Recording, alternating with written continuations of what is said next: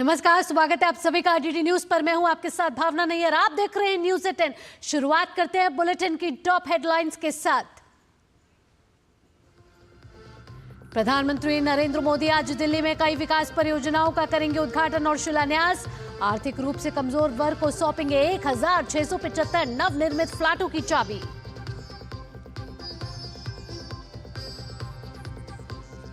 Rail मंत्री अश्विनी वैष्णव असम में कई ट्रेनों को दिखाएंगे हरी झंडी। आकाशवाणी कोकराझार में 10 किलोवाट एफएम ट्रांसमीटर का करेंगे उद्घाटन।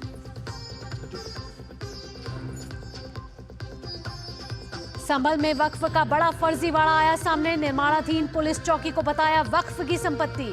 प्रशासन ने शहर की सभी वक्फ संपत्तियों की जांच करने का निर्णय लिया।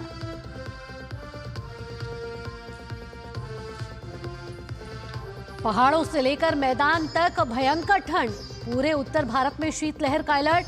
पहाड़ों में बिछी बर्फ से जनजीवन अस्त व्यस्त। राजधानी दिल्ली कोहरे की चपेट में।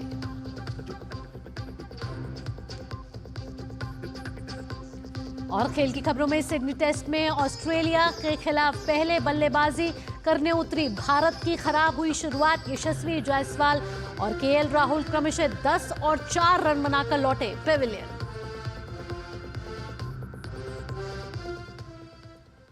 और अब खबरें विस्तार से। प्रधानमंत्री नरेंद्र मोदी आज दिल्ली वासियों को बड़ी सौगात देने वाले हैं। आज प्रधानमंत्री नरेंद्र मोदी कई विकास परियोजनाओं का उद्घाटन और शिलान्यास दिल्ली में करेंगे। प्रधानमंत्री मोदी दिल्ली के अशोक विहार में झुग्गी बस्तियों के निवासियों के लिए 1675 नवनिर्मित फ्लैटों का उद्घाटन करेंगे और पात्र लाभार्थियों को स्वाभिमान अपार्टमेंट की चाबियां भी सौंपेंगे। इसके साथ ही प्रधानमंत्री 2 शहरी पुनर्विकास परियोजनाओं नौरोजी नगर में विश्व व्यापार केंद्र और सरोजनी नगर में जनरल पूल आवास टाइप 2 क्वार्टर का भी उद्घाटन करेंगे। प्रधानमंत्री दिल्ली के द्वारका में सीबीएसई के एकीकृत कार्यालय परिसर का भी उद्घाटन करेंगे, जिस पर करीब 300 करोड़ रुपए खर्च किए गए हैं। वहीं प्रधानमंत्री मोदी दिल्ली विश्वविद्यालय में 600 करोड़ रुपए से अधिक की लागत वाली 3 नई परियोजनाओं की आधारशिला रखेंगे। इसमें पूर्वी दिल्ली के सूरजमल विहार के पूर्वी परिसर में एक अकादमिक ब्लॉक और द्वारका के पश्चिमी परिसर में एक अकादमिक ब्लॉक शामिल है। इसमें नजफगढ़ के रोशनपुरा में वीर सावरकर कॉलेज का भवन भी शामिल है, जिसमें शिक्षा के लिए अत्याधुनिक सुविधाएं होंगी।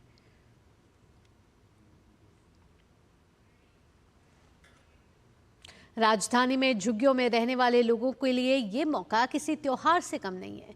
आखिरकार जो लोग अब तक झुग्गियों में रह रहे थे, अब नए साल में उन्हें नया घर मिलने जा रहा है। वो कह रहे हैं कि उनका बरसों का सपना प्रधानमंत्री नरेंद्र मोदी ने पूरा करने का काम किया है।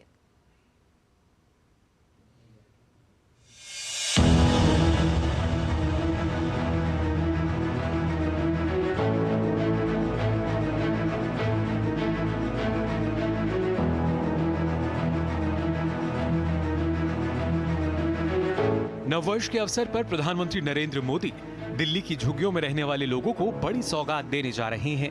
3 जनवरी को पीएम मोदी दिल्ली के अशोक विहार क्षेत्र के झुग्गी वासियों को नए फ्लैट की चाबियां सौंपेंगे। जहां झुग्गी वही मकान योजना के तहत दिल्ली के अशोक विहार के स्वाभिमान अपार्टमेंट में 1675 नए मकान बनाए गए हैं। योजना के लाभार्थियों ने इसके लिए प्रधानमंत्री नरेंद्र मोदी का आभार जताया है। जब से हम लोग रह रहे हैं तब से देख रहा हूँ यहाँ इतना गंदगी है, ना यहाँ के पानी की व्यवस्था था, ना यहाँ कोई सफाई की व्यवस्था था। बच्चे हमेशा परेशान रहते थे, बीमार पड़ते थे, हम लोग हॉस्पिटल दौड़ते थे, लेकिन कभी भी कोई देखने नहीं आया। जब से प्रधानमंत्री इस चीज़ को ध्यान दिया हम लोग के बच्चे के ऊपर, जो ना चलो वहाँ के बच्चे के ज़िंदगी संवरा जाए, अच्छे से उन लोग परवरिश हो, अच्छे स्कूल में पढ़े, अच्छे जगह रहे, तब से हम लोग बहुत खुश है प्रधानमंत्री के ऊपर, जो हम लोग के बच्चे की ज़िंदगी के लिए उन्होंने कुछ न कुछ सोचे हैं। जो आज ने मोदी जी ने ये काम किया है हमारे लिए बहुत अच्छा लगा, और हमारे जो बच्चे हैं कम से कम कुछ आगे जाके कुछ बन सकते हैं, उनके लिए कुछ सोचे हैं वो लोग। मोदी जी ने कहा था कि हम जहाँ झुग्गी वहाँ मकान देंगे। आज उन्होंने झुग्गी के जगह पर मकान बना करके दे रहे हैं। मैं यहाँ जेलर वाले बाग में 30 साल से रहता हूँ, और मोदी जी ने वादा किया था कि क्या कहते हैं जहाँ झुग्गी वहीं मकान। उसके बाद अपना वादा पूरा किया। यहाँ पे हमें जेलर वाले बाग में फ्लैट हमें दिया। हमारे मोदी जी दिए फ्लैट जहाँ झुग्गी वही जो मकान हमारे बच्चे को भविष्य के लिए अच्छे काम किए हैं। में बारिश बुनी में पानी भर जाता था और नालियों का पानी घर में घुस जाता है। अब कीड़े मकोड़े दुनिया के घर में भर जाते थे। हमको बड़ी परेशानी थी, नालियाँ भर जानी, बच्चों को स्कूलों से परेशानी। आज मोदी जी ने हमें फ्लैट देने, इसके लिए हमको बहुत खुशी हो रही है। इसके लिए मोदी जी को मैं धन्यवाद दे रही हूँ। मोदी जी को मैं बार बार धन्यवाद देता हूँ कि उन्होंने कीचड़ से निकाल कर हमें मकान देकर स्वर्ग में बैठा दिया। मोदी जैसा नेता न कभी हुआ न होगा। हम लोगों को 30 साल से ज़्यादा हो गया झुग्गियों में रहते हुए, मोदी जी की तरफ से मकान मिल गया, बहुत बढ़िया है। मैं 25 साल से जेलरबाग में हूँ और मेरे बच्चे भी यहाँ हुए, पढ़े लिखे यहाँ नगर निगम के स्कूल में, लेकिन कहीं उनको अगर किसी यूनिवर्सिटी में जा कर के अगर एडमिशन कराना झुग्गी का नाम आता था तो इग्नोर कर देते थे कि नहीं ये झुग्गी में रहने वाला है। आज वो सम्मान मिला है।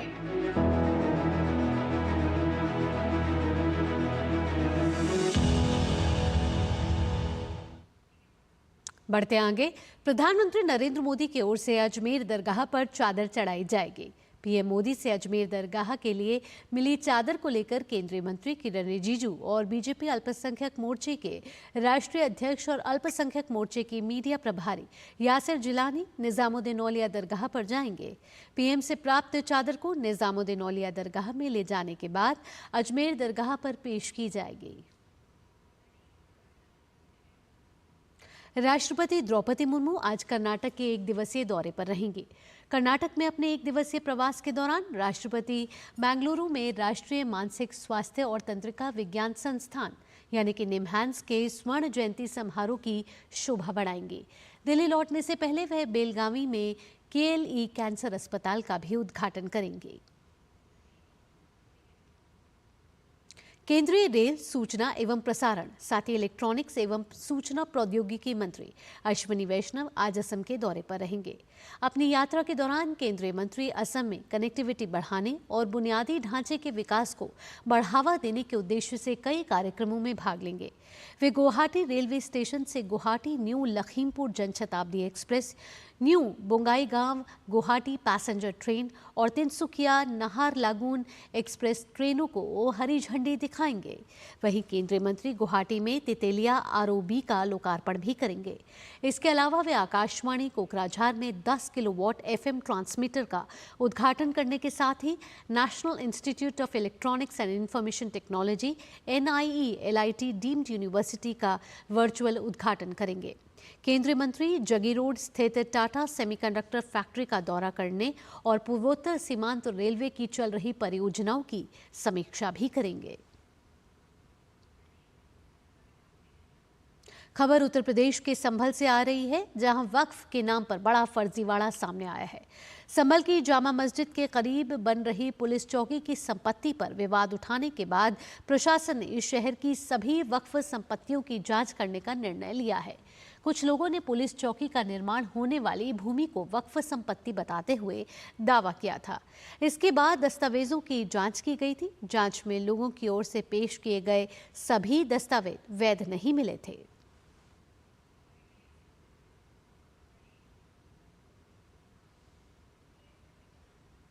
कमेटी की रिपोर्ट है SDM, CO और EO की। उन्होंने प्रथम दृष्टया संपत्ति क्रमांक संख्या 1 से 20 तक की सारी जो चौहदियाँ हैं उन्होंने बताया है कि ये फर्जी प्रतीत होती हैं और जो संलग्न वक्फनामा है उसके दस्तावेज भी फर्जी प्रतीत होते हैं। और सबसे बड़ी बात, इसके संबंध में आगे की कार्रवाई कप्तान साहब के माध्यम से हम करेंगे और जो भी विधिक कार्रवाई और वैधानिक कार्रवाई होगी वो की जाएगी। अभी तक के जो कागजात हैं उनका परिशीलन करने पे तो ये पाया जाता है कि जिस कोतवाली में आप बैठे हैं ये भी जो 1905 या 1906 में बनी है, ये भी एक वक्फ प्रॉपर्टी है। और इस तरीके के जो कागजात प्रस्तुत किए गए हैं, जितने भी वक्फ प्रॉपर्टी के कागजात हैं उन सबको वेरिफिकेशन करवाया जाएगा। उनका जिसमें सेक्शन 56 है वक्फ एक्ट 1995 का, उसका जो वायलेशन हुआ है उन सबका भी वेरिफिकेशन कराया जाएगा। और जहाँ जहाँ पे इसके वायलेशन को पाया जाएगा और फर्जीवाड़े करके डॉक्यूमेंट करके एग्रीमेंट करके जो एक्सचेकर को भी जो लॉस हो रहा है, ये बेनामे कराए जा रहे हैं, जिसका कोई लीगल सेंटिटी बेनामे के तौर पे जो सेल डीड के तौर पे होना चाहिए वो नहीं है, उन सब में भी कार्रवाई की जाएगी। इसके साथ ही संभल में मंदिर और बावड़ी मिलने के बाद खुदाई जारी है। गुरुवार को महमूद सराय इलाके में चामुंडा मंदिर के पास एक 100 साल पुराना कुआं मिला। प्रशासन के निर्देश पर पालिका की टीम ने कुएं की खुदाई शुरू की। हिंदू समुदाय की महिलाओं ने तहसील प्रशासन को दी थी जानकारी, जिसमें मुस्लिम बाहुल्य इलाके में प्राचीन मंदिर को पाटे जाने की जानकारी मिली थी। महिलाओं से जानकारी मिलने के बाद तहसील प्रशासन ने पालिका की टीम को कुएं की खुदाई के लिए भेजा। और उत्तर प्रदेश सरकार ने एक बड़ा एक्शन लिया है। उत्तर प्रदेश सरकार ने शासन स्तर पर बड़े पैमाने पर बदलाव किए हैं।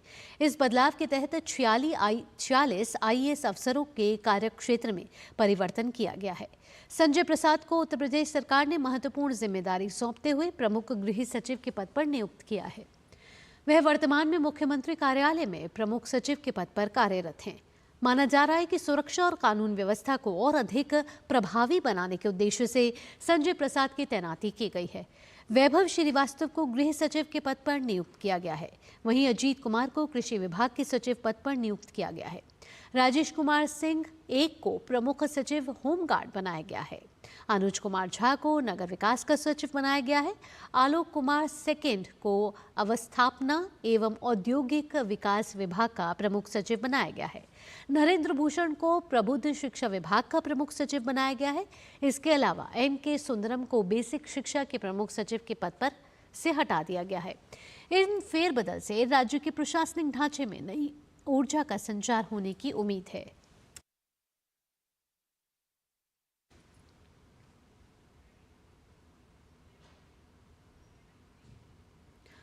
और आइए अब आपको बताते हैं मौसम का हाल। सर्दी और शीतलहर का सितम लगातार जारी है।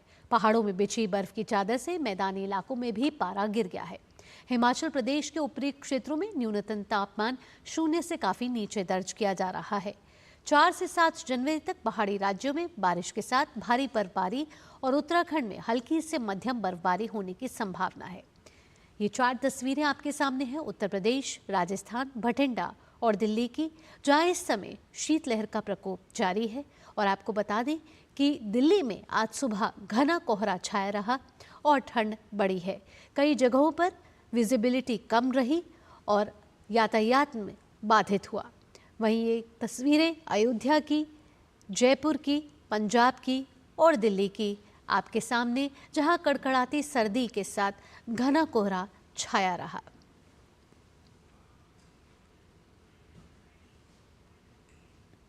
दिल्ली NCR में भी कड़कड़ाती सर्दी के साथ घना कोहरा छाया हुआ है, जिसकी वजह से सड़कों पर घने कोहरे के कारण विजिबिलिटी काफ़ी कम हो गई है और यातायात के दौरान लोगों को परेशानियों का सामना करना पड़ रहा है। वहीं लोगों ने कहा है कि कड़कड़ाती ठंड से बचने के लिए वो अलाव का सहारा ले रहे हैं, जिससे थोड़ी राहत मिल पाए। सर्दी का कहर बहुत है दिल्ली NCR में, ये आप भी अच्छी तरीके से जानते भी हो और महसूस भी करते हो। और सर्दी को देखते हुए जी आग के आगे बैठ जाएंगे, एक असली हमें रिलैक्सफुल फील होता है जी। सर्दी दिल्ली के अक्सर इतना तापमान आजकल बहुत नीचे डिक्रीज ही हो रहा है, आप भी जानते हो। ठंड ज़्यादा है इसीलिए भैया हमने आग जला रखी है, बाकी इसके अलावा तो सर्दियों में कोई उपाय है ही नहीं हमारे पास। ठंड बहुत ज़्यादा बढ़ रही है क्योंकि बाहर थोड़ा ये बर्फ़बारी बहुत ज़्यादा हुई है ना इस बार। हमारा तो यही है कि अपना आग शाम को बैठ जाते हैं, यहाँ पे हमारे पार्किंग बना रखी है हमारी, शाम को यहाँ बैठ जाते हैं हम, आग वाग थोड़ा जला लेते हैं, बैठ जाते हैं, तो इससे थोड़ा राहत पहुँचती है। न्यूज़ एट 10 में वक्त हो चला एक छोटे से ब्रेक का, जल्द हाजिर होते हैं।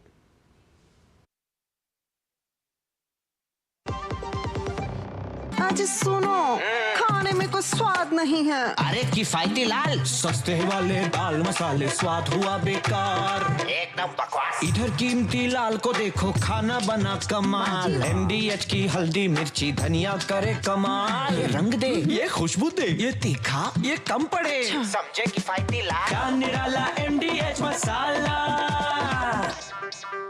जब धरती चीर कर निकलता है लोहे का पत्थर और मिलता है मोंगिया के जोश से, फिर तपता है, पिघलता है और बनता है फौलाद। अब होता है सरिया सारी खूबियों के साथ। मोंगिया स्टील, मजबूत देश का मजबूत सरिया। ब्रेक के बाद आपका स्वागत है। आप देख रहे हैं न्यूज़ 18 और आइए अंतर्राष्ट्रीय खबरों का रुख कर लेते हैं। दक्षिणी कैलिफोर्निया में एक छोटा विमान फर्नीचर गोदाम की छत से टकराकर दुर्घटनाग्रस्त हो गया, जिसमें 2 व्यक्तियों की मौत हो गई है और कम से कम 15 लोग घायल हुए हैं। सूचना मिलते ही बचाव दल तुरंत घटनास्थल पर पहुंच गए और घायलों को इलाज के लिए अस्पताल ले जाया गया। हवाई फुटेज में गोदाम की छत में एक छेद से धुआं निकलता हुआ देखा जा सकता है। ये विमान एकल इंजन वाला वैन RV-10 था।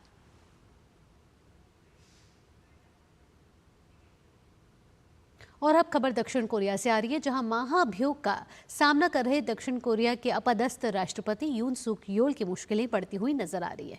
यून सुक योल को गिरफ्तार करने के लिए अधिकारियों की एक टीम उनके घर के अंदर तक पहुंच चुकी है। योल के विरुद्ध जारी वारंट आगामी 6 जनवरी तक मान्य है।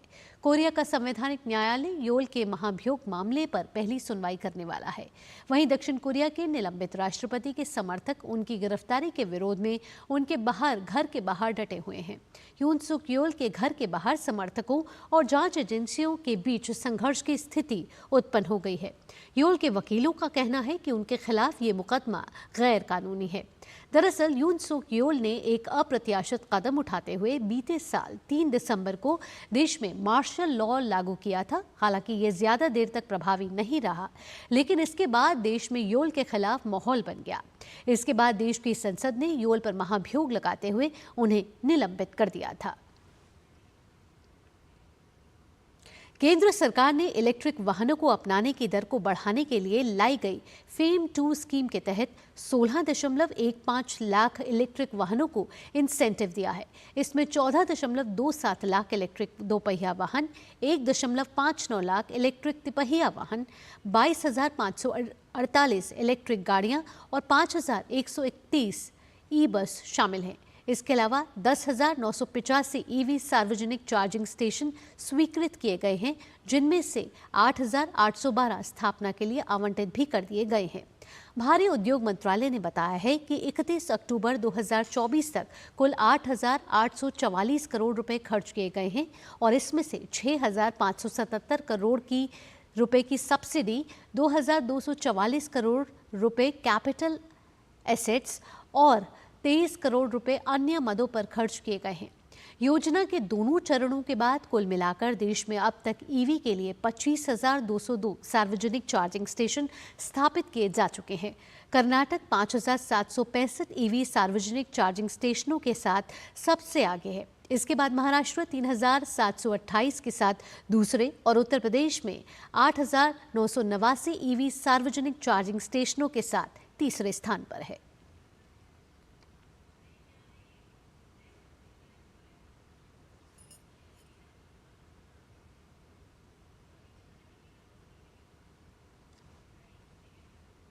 खेल मंत्रालय ने राष्ट्रीय खेल पुरस्कारों की घोषणा कर दी है।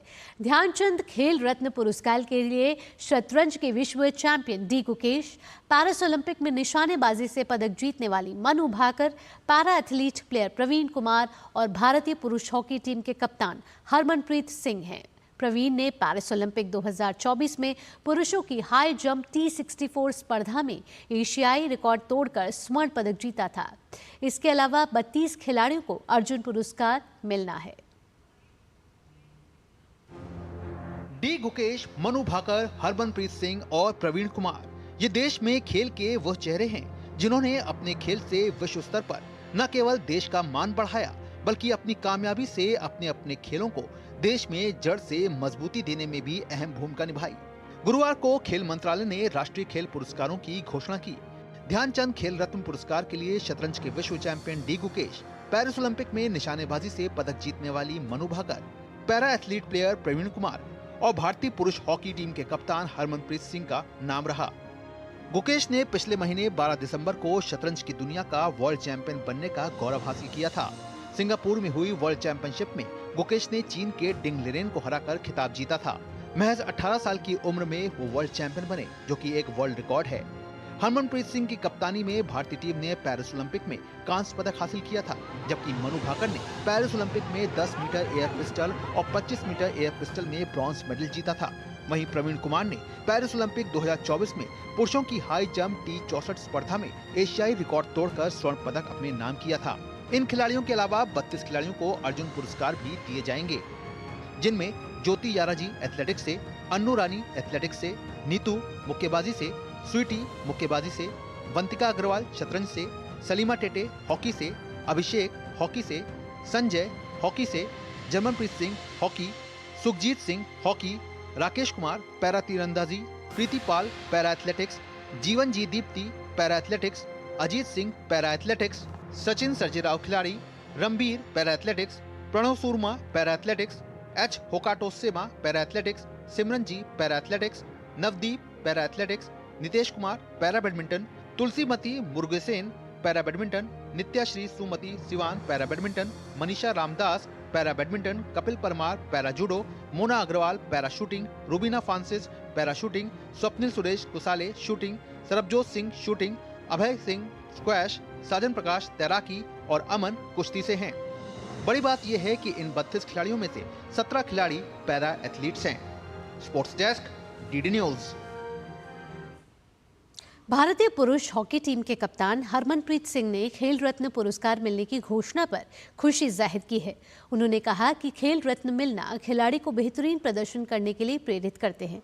उन्होंने खेल रत्न पुरस्कार के लिए सरकार का आभार जताया। मोटिवेशन सर, और ये चीज़ें मोटिवेट करती हैं प्लेयर को। जब अवार्ड्स मिलते हैं, बड़े अवार्ड्स मिलते हैं, इंडिविजुअली आपको रिकग्नाइज़ किया जाता है तो बहुत मोटिवेट होते हैं बंदा इससे। और आई थिंक ये चीज़ मेरे को और पुश करती है मेरी लाइफ में कि आपने और हार्ड वर्क करना है, एंड और जो आपके गोल्स हैं, जो आपकी अचीवमेंट्स आप करना चाहते हो अचीव, उसके प्रति बहुत आई थिंक करता है कि आपने और हार्ड वर्क करना है सर। तो मेरे लिए बहुत बड़ी बात है ये। इसके साथ ही पैरा एथलीट प्रवीण कुमार ने प्रतिष्ठित खेल रत्न पुरस्कार मिलने को लेकर अपनी खुशी जाहिर की। कहा कि यह पुरस्कार उन्हें आने वाले समय में उन्हें बेहतरीन प्रदर्शन के लिए प्रोत्साहित करेगा। मैंने डाला था खेल रत्न के लिए, और जब मैंने देखा कि ये हो चुका है तो मैं अपने आप को प्राउड फील कर रहा हूँ अभी, और मोटिवेट भी फुल कर रहा हूँ कि मैं आगे अभी जो अपकमिंग मेरे कॉम्पिटिशन्स हैं उनमें मैं और अच्छा करूँगा। ये मुझे मोटिवेट कर रहा है मेरे को ये अवार्ड। मेरा एशियन गेम्स में मेरा गोल्ड था, अभी पेरिस पैरालंपिक में इससे 3 महीने पहले इंजरी हुई थी। इंजरी को हमने ठीक किया और ट्रेनिंग भी साथ में करनी थी, उसको रिहेब भी करना था, उसको दोनों साथ में लेके चले। थोड़ी प्रॉब्लम्स हुई, माइंड को कभी लगा कि नहीं होगा, अभी पेरिस भूल जाओ, ऐसी चीज़ें भी आई। और लेकिन वो ना एंडिंग ठीक होती है तो सब कुछ हो जाता है। तो जब मैंने देखा, मैंने कम्पीट किया पेरिस पैरालंपिक में, तो फिर माइंड में नेगेटिव थॉट्स नहीं आए, बट ये था कि अब इंडिया के लिए यार गोल्ड लेके आना है।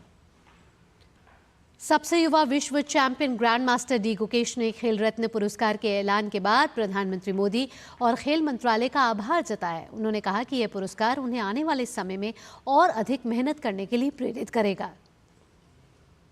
I'm extremely humbled and honored to know that the Ministry of Youth Affairs and Sports have announced the prestigious Major Dhyan Chand Khel Ratna Award for me and for recognizing my achievements. I would like to thank the Government of India, Honorable Prime Minister Narendra Modi ji and Honorable Sports Minister for their recognition. This award will motivate me to work even harder and achieve more laurels for the country in 2025. And this means a lot to me and my family and my team. So thank you so much. इसी के साथ news eight 10 में इतना ही। आगे आप देखिएगा खबरों का सरपंच न्यूज़ पंच मेरी सहयोगी कृतिका के साथ। फिलहाल के लिए मुझे दीजिए अनुमति। नमस्कार।